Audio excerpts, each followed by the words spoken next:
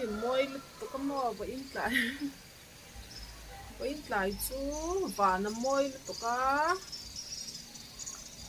ni ta đôn tỏ xe thì ác cạp em môi ngằng mấy lại phía về mấy đâu à môi thì mấy sẽ bị làm mà chú mà gì có chú cả và nó mà chơi môi em à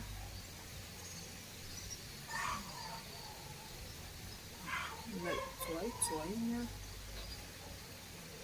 nó thì sắp về mấy đó cái channel em sáng tế chỉ sẽ trong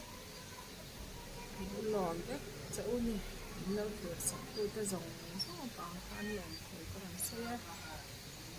nó subscribe lâu nó chuan thôi tất cả nó subscribe subscribe đó nhá apa han moi turu bear mấy tắc em lâu em về tao moi gì à cái cần xuống quay cần lâu lắm nhá à moi lít tục ôi cần em phiếu mày anh nhớ thật to rồi xí thì là lít tục không có bây giờ lâu lắm tệ là ngắn moi chang tục cần xuống quay cần khi đó thì moi lít tục không có bây lại ni là tục khi về mấy đâu mồi gì à chứ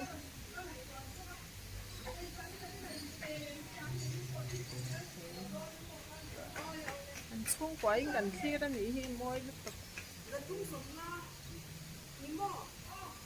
rồi khi về mấy đâu à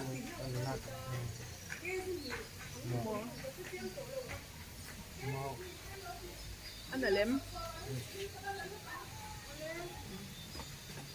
xuống quậy gần đâu lần anh nghỉ thì mồi lúc tập mò cáp én theo mấy mình cáp én theo này bye bye ô muốn nó miễn tiền hay én hết này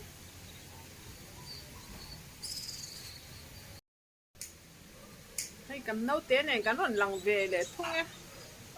mọi gì à hi mò cần thiệt bang thì lâu nhỉ với tại chứ mà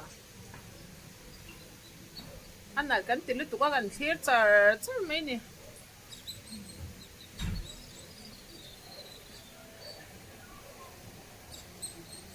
bye bye ô mua tiền bye bye ô